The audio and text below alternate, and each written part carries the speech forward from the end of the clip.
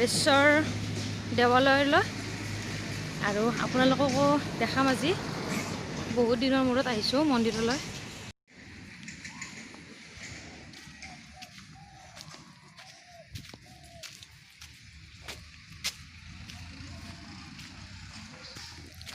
এতিয়া আমি পুখুৰীলৈ গৈ আছোঁ প্ৰথমতে ভৰি হাত ধুবলৈ। এইবিলাক চাওকচোন মাছবিলাক।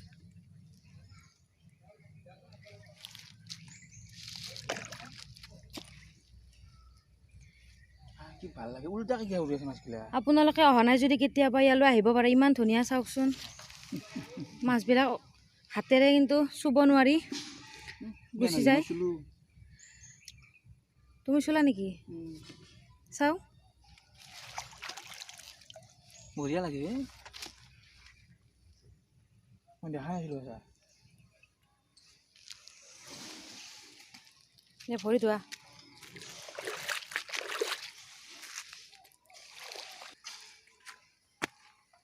এতিয়া আমি মন্দিৰৰ ভিতৰলৈ সোমাই যাব ওলাইছোঁ।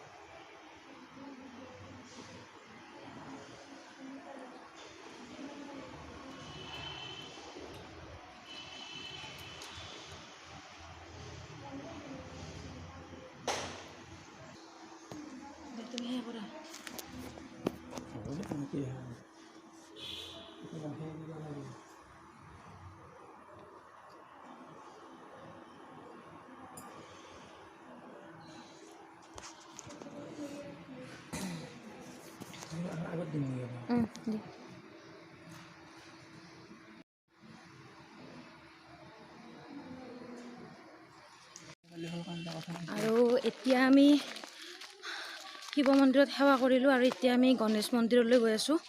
ইয়াতে আছে কাষতে, আপোনালোকে চাব পাৰে। এতিয়া আমি গৈ আছোঁ।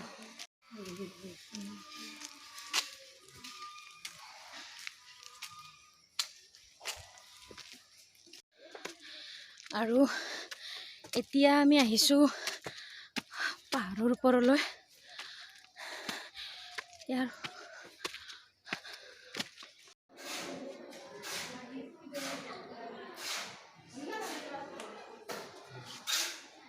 বান্ধৱীসকল, মই জোনালীয়ে আপোনালোক সকলোলৈ পুনৰবাৰ মোৰ চেনেললৈ স্বাগতম জনাইছোঁ।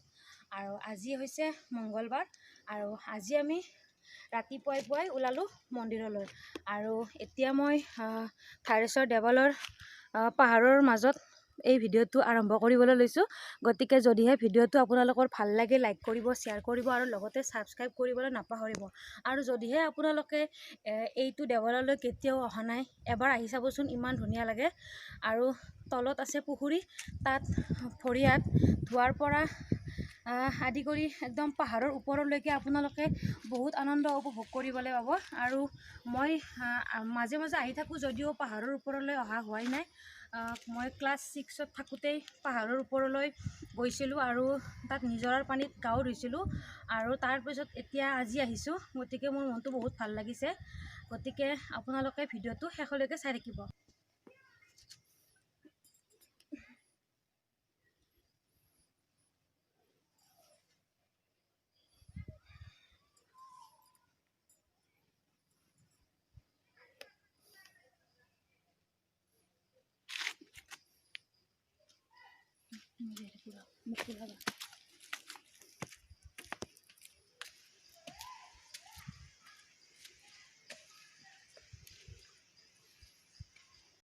আৰু ওপৰলৈ আহি আহি ভাগৰ লাগিছে আৰু ইয়াত অকণমান বহিছোঁ।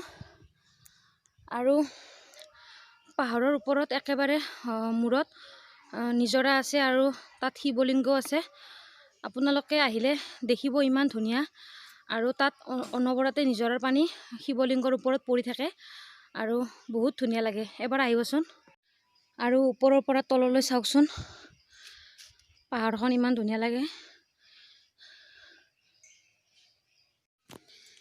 আৰু এইপিনে চাওকচোন কি অৱস্থা হৈছে, মূৰ ঘূৰাই পৰি গৈছে। দুজন ল'ৰা আছিল, ভগৱানৰ কৃপাত তেওঁলোকে নিজৰাৰ পৰা পানী আনি দিলে, অলপ মূৰত ঢালি দিলোঁ আৰু এতিয়া অকণমান ৰিলেক্স ফিল কৰিছে। হাজবেণ্ডক ওপৰলৈ যাব নিদিওঁ আৰু অকণমান আছে, ময়ে গৈ আহোঁ। ইয়াৰ পৰাই ভগৱানক সেৱা কৰিছে আৰু অলপ ভাল পাইছে ন? আৰু মই এতিয়া ওপৰ আহি পালোঁ আৰু ভাইটি দুজনক অকণমান দেখাই দিওঁ বুলি ভাবিছোঁ, যি দুজনে আমাক, মোৰ হাজবেণ্ডক বহুত সহায় কৰিলে। এই দুজন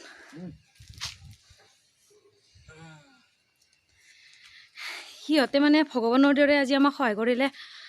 নিজৰাৰ পৰা চেৰি বগাই পানী লৈ, পাতত পানী লৈ গৈছে। আৰু এতিয়া মই আহি আহি ওপৰ পালোঁ, অলপ দেখুৱাওঁ আপোনালোকক ওপৰত থকা শিৱলিংগটো। আৰু ওপৰত আৰু এটা আছে, এয়া চাওকচোন। ইয়াৰ পৰা আৰম্ভ কৰি একেবাৰে ওপৰত নিজৰাটো আছে, নিজৰাৰ পৰা এনেদৰে পানী আহি থাকে অনবৰতে। মই নাযাওঁ আজি ওপৰলৈ, ইয়াৰ পৰা ভগৱানক সেৱা কৰিছোঁ। গতিকে মই আপোনালোকক বহুতবাৰ কৈছোঁ, ইয়ালৈ যদি অহা নাই এবাৰ আহি যাব, বহুত ভাল লাগে। ইয়াত আহি মনটো বহুত শান্তি লাগে। আৰু জানেনে, যদিও ইমান দূৰ ওপৰলৈ আহিছোঁ, মোৰ অকণমানো ভাগৰ অনুভৱ হোৱা নাই। এইফালে চাওকচোন, আহি আহি ওপৰ পালে, ভাল পাইছে অলপ? কাপোৰ খুলি লৈছে একেবাৰে।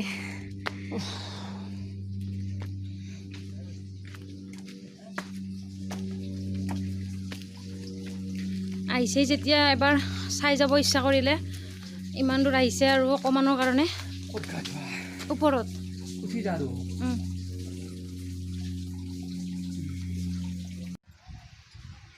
আমাৰো কাজ এখন আছে।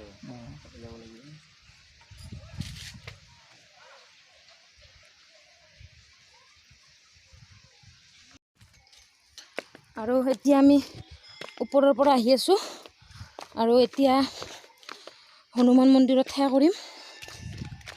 তাৰপিছত এটা আৰু গণেশ মন্দিৰ আছে, তাত সেৱা কৰিম। তাৰপিছত আমি প্ৰসাদ খাম। তাৰপিছত আৰু বেছি দেৰি নকৰোঁ, ঘৰলৈ যাম। গতিকে ভিডিঅ'টো চাই থাকক।